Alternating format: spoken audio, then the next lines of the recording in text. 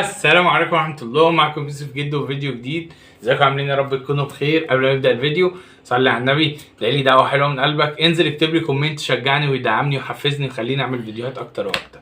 باختصار كده عشان ما اطولش عليكم، النهارده هنعمل تجربة يعني انا استغربتها بصراحة. الناس بتجيب الجبنة القريش اللي هي الحلوة بتاعت زمان دي، اللي بتحط عليها شوية زيت كده وطماطم وخيار، وبيعملوها بطريقه كده يخلوها تطلع جبنه كريمي. فانا الصراحه استغربت. يعني بصوا الفيديو كده، بصوا هنا جاب الجبنه القريش، حط عليها فلفل وملح وفلفل اخضر، تمام، وشويه كمون، وضربها وطلعها، او حط عليها شويه لبن كمان، ضربها وطلعها جبنه كريمي زي ما انتم شايفين كده. وبيقول ان الطريقه دي جامده جدا، ودي احلى طريقه تاكل بيها الجبنه القريش. طبعا مفيش احلى من الطريقه اللي هي ان انت تجيب الجبنه القريش، تحط عليها شويه زيت وحته طماطمايه كده، حته فلفل وحته خيار وحته جرجير، وتظبط الدنيا وتاكل احلى طبق جبنه قريش. بس احنا لازم نجرب الطريقه دي عشان لو طلعت حلوه اقول لكم عليها، وهنعمل لها اختبار مع حد كده، لان انتوا طبعا عارفين الاطفال ما بيحبوش ياكلوا الجبنه القريش، فلو حبوا ياكلوها بالطريقه الثانيه دي يبقى احنا عملنا انجاز حلو قوي.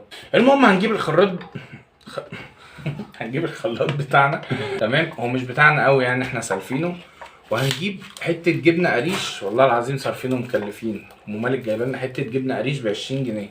هنجيب الجبنه القريش كده، وكل واحد بقى ايه يعني براحته، حطوا الحته اللي انتوا عايزينها. انا ايه هقطع حته كده وزي ما تطلع، عشان لو باظت يبقى احنا ايه مفيش خساره عندنا.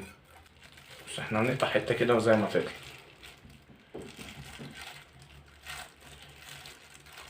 طبعا في بهدله وزروطه هتحصل دلوقتي.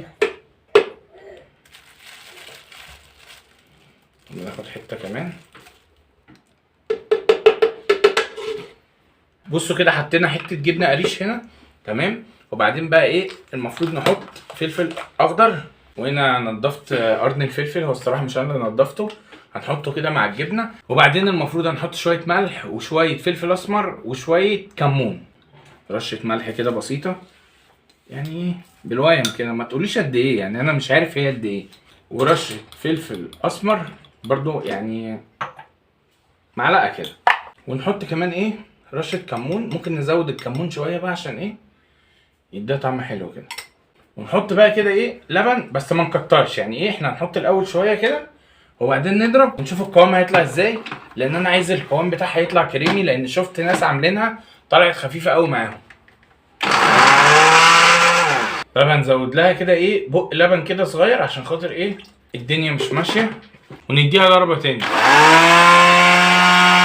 بس كده يا جدعان، بعد ما ضربناها شويه حلوين، تمام. هي كان في حاجه بس كانت رابطه مع بعض يعني، كانت سايله كده، فحطينا عليها شويه زيت. طبعا استنى بالشيف اللي عندنا فقال لنا حط عليها نقطه زيت عشان خاطر تمسك، فكلنا نشكر الشيف ام مالك. نحط دي بقى على جنب، وبصوا بقى اوريكم القوام بتاعها بقى عامل ازاي. بصوا هي يعني سايله بس مش قوي يعني، احسن من الاول يعني. هو كل اللي انا شامه في الموضوع ريحه الفلفل الاخضر. بس كده يا جدعان، بصوا بقى القوام بتاعها عامل ازاي. هي خفيفه شويه بس ايه شغاله يعني، مش خفيفه قوي. نجيب بقى رغيف بلدي سخن مولع. السلام السلام السلام، الرغيف البلدي الحلو السخن مولع. تعال نجربه. تجرب انت الاول؟ انا جايب زين يجرب وهجيب ملك يجرب، هشوف رايهم ايه وبعدين انا هجرب. بصوا الجبنه عامله ازاي. بصوا ماسكه نفسها اهي، هي ما بتنقطش. خد دوق كده. لا دوق، دي جميله. جيب مالك يدوق. خد يا مالك، خد دوق كده. مالك ما بيقولش على حاجه، لا دوق. ايه مالك؟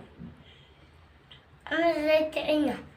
طحينه حلوة بس طعمها زي الطحينة. طب خلاص روح.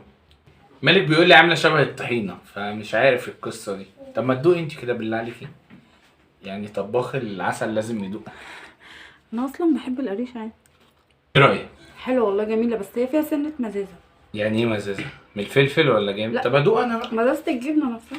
مزازه جبنه القريش. طب ادوق انا بقى كده. كنت عايزه ملح تاني. ادوق انا بقى كده.